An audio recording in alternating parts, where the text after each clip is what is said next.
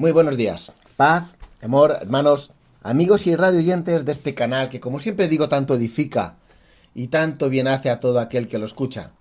Mi nombre es Diego Martín y como cada jueves, desde esta bella tierra como es Irlanda, tengo la bendición y el privilegio de poder compartir con todos vosotros un pensamiento que, bueno, a modo de devocional, espero que pueda llegar a cada uno de vuestros corazones y que sea de mucha bendición. Ya sabéis, como siempre desde la atalaya, como vocero de parte de Dios, traigo mensajes, voces, gritos que nos avisan de los peligros que vienen, de los peligros que ya están entre nosotros, de aquello que ya han anidado en nosotros y alertando porque puede que ya algunos llamen a lo malo bueno y a lo bueno malo. El mensaje de hoy es para dar una pincelada de algo muy importante para los creyentes, es para entender y comprender, incluso para asumir muchas cosas que están ocurriendo hoy en día.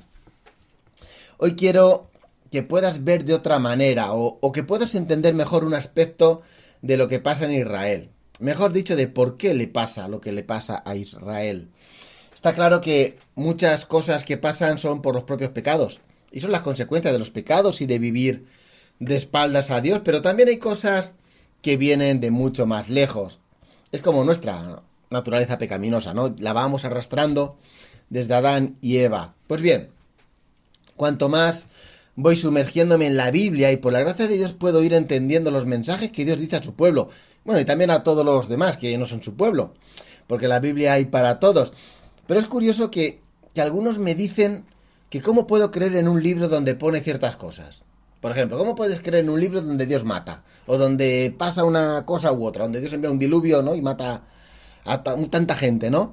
Yo les digo, pues mirad, porque la Biblia no disfraza nada. La palabra de Dios es tal cual es. Es verdad, te guste o no te guste. Si en la Biblia sale algo que no es bonito, seguramente es porque los hombres somos así y no hacemos las cosas siempre bonitas. Hay gente que dice que cómo Abraham entregó su mujer a Faraón, o cómo se acuesta con la sierva. ¿Y este es el padre de la fe? Pues sí, hermano, sí, este es el padre de la fe, un hombre como tú y como yo. Si hizo esto o lo otro es por ser hombre y por su naturaleza pecaminosa, ¿no? Como la nuestra, por su falta de fe. Nos muestra la Biblia que los hombres, excepto Jesucristo, eran hombres débiles. Pero esto también nos enseña que igual que Él llegó a ser uno de los grandes de Dios, tú también puedes llegar. Y otra cosa que nos enseña Dios, con mostrar a sus siervos débiles, que necesitaban corrección, disciplina, que en otros casos no llegaron a ver su promesa, y esto nos enseña que nuestra fe no puede estar puesta en esos hombres. Nuestra fe no puede estar puesta en hombres, solo en Jesucristo, solo en Jesús. Y hoy quiero hablar un poco, pues no me da tiempo para extenderme, del nacimiento de un niño que cambiará la historia, o mejor dicho, su nacimiento influyó en la historia de aquel entonces y hoy sigue siendo actualidad. Sabemos que David, Jesús también lo hicieron, sobre todo Jesús, pero hoy quiero hablar de Ismael. Hoy quiero poner el contexto para poner mejor. Quiero poner un poquito el contexto, ¿no? Mirad. Tenemos a Abraham que había vivido la certeza de que las promesas de Dios se cumplen. Había flaqueado en una ocasión, pero luego aprendió de las circunstancias o eso parecía, sobre todo fue a la guerra con solo 300 hombres y venció. Fue bendecido por Melquisedec. Dios reafirmó sus promesas y le dijo que él sería su escudo para siempre. Pero pasaba el tiempo y su esposa, que era estéril, propuso algo a Abraham. Porque las cosas cuando se complican normalmente es por causa del tiempo. La gente no abandona una actividad porque sea difícil o sea pesada. La gente abandona una actividad porque dura mucho tiempo. El problema es que la gente se cansa de esperar, no hay paciencia. Vivimos en un mundo donde el que tiene más velocidad para navegar con su móvil es más que otro. Y parece absurdo, pero es así. Todos quieren las cosas más rápidas y en menos tiempo. La comida que se haga en menos tiempo. Que el dinero llegue en menos tiempo. Porque normalmente el que algo se haga esperar necesita esfuerzo. Quizás no el esfuerzo de una manera directa, pero sí el esfuerzo para soportar la espera. La gente, la gente no desobedece a Dios a la primera. Los creyentes desobedecen a Dios cuando la promesa se hace esperar, cuando la prueba se alarga en el tiempo.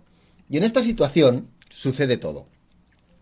Cuando Abraham estaba en ese tiempo de espera por la promesa de un hijo, de su descendencia, de aquel de alguien que vendría de sus entrañas. En ese contexto es cuando sucede algo que todavía hoy en día tiene repercusión. Todos sabemos cómo Sarai le dice a Abraham que puede obtener su promesa acercándose a Agar. Sarai se le ocurre la brillante idea de ayudar a Dios a cumplir su promesa. La promesa de Dios era que alguien de las entrañas de Abraham tenía que ser el hijo de la promesa, y por eso pues ella pensó que mientras el padre fuera Abraham, todo estaría de acuerdo a la voluntad de Dios.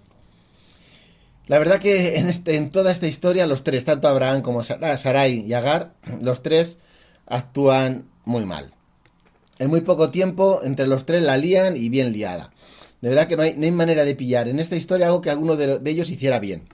Sarai ideó el plan.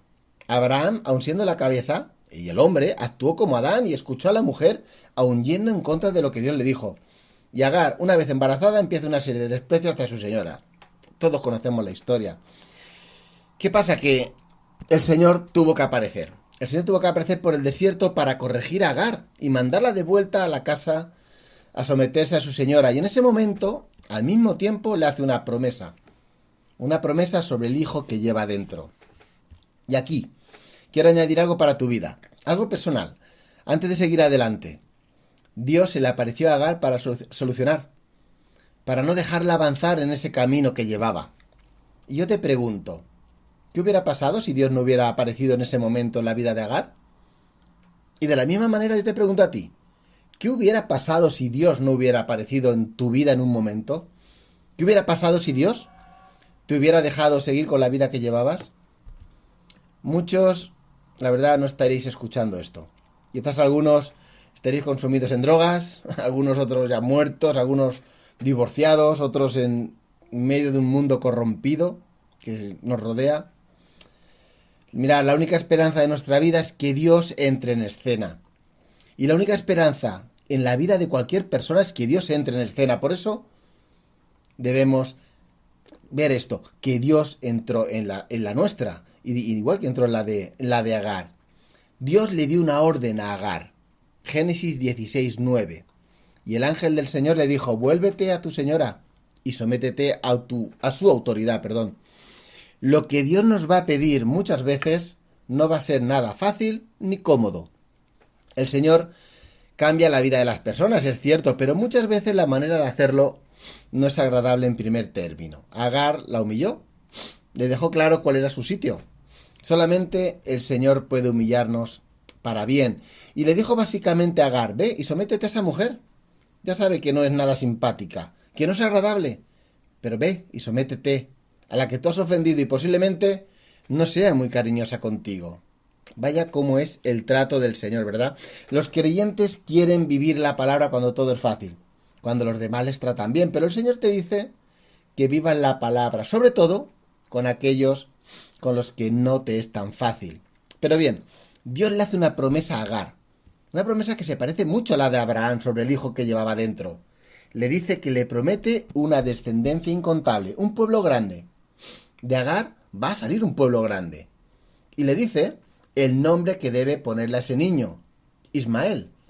¿Por qué? Porque el Señor ha oído tu aflicción. Ese es el significado de Ismael. Ismael, un pueblo grande, incontable. Fijaros que ese hijo significaba que Dios escuchó a Agar cuando fue expulsada. Y ahora el nombre de Ismael le recordará a Abraham y a Sarai que Dios escuchó a Agar. Pero bien, ese pueblo del que habla el Señor, de descendencia de Ismael, va a tener unas características y esas características explican mucho lo que está sucediendo hoy. De ese niño van a hacer un pueblo y ese pueblo va a ser un pueblo rival del pueblo de Dios. Génesis 16:12. Y él será hombre fiero, su mano será contra todos y la mano de todos contra él, y delante de todos sus hermanos habitará. Mirad, no quiero sonar raro, pero solo hay que sumar 2 más 2. El pueblo que saldrá de Ismael, dice la palabra que será un pueblo bravo, indomable, que no va con las normas, que no se sujeta. Va a ser un pueblo que no va a respetar las normas del resto. Un pueblo que va a actuar sin normas, sin leyes. Eso significa fiero o indómito como asno montés, como dice otra traducción. Un pueblo que no se va a rendir ante nada, ni ante Oriente ni Occidente. no solo va a ser un pueblo de estas características, sino que también será un pueblo en constante conflicto con los demás, y todos los demás van a tener conflicto con él.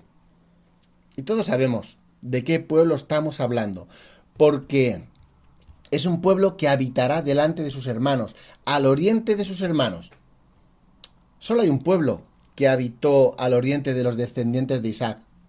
Y solo hay un pueblo que incluso hasta hoy, con sus hermanos, él no se somete a nadie. Él es contra ellos y ellos contra él. Y hasta hoy tienes el conflicto liado. Hasta hoy tienes el conflicto Ismael versus Isaac. Hasta hoy sigue la pelea. Por eso, cuando escuchéis las noticias sobre los conflictos de Israel contra Irán, contra los pueblos que le rodean, no te quedes solo en las explicaciones económicas o geopolíticas que te cuentan. Hay una desobediencia detrás de ello, hay una falta de esperar, hay una falta de fe detrás de todo ello, y una promesa que Dios hizo cuando salió al paso de la situación. Por eso, no dejes de ver que en todo esto hay un propósito de Dios para con el mundo. Hermanos, Dios es soberano de todo y nada se le escapa. No dejes que los medios te confundan y le quiten a Dios su papel. No se trata de algo económico, no se trata de algo geopolítico. Se trata de una promesa de Dios. Se trata de una falta de fe por parte de Abraham. Se falta de un propósito de Dios. Espero que hoy puedas entender un poco mejor el origen de lo que hoy se está viviendo a la luz de la palabra entre Israel y los pueblos que le rodean. Que Dios te bendiga.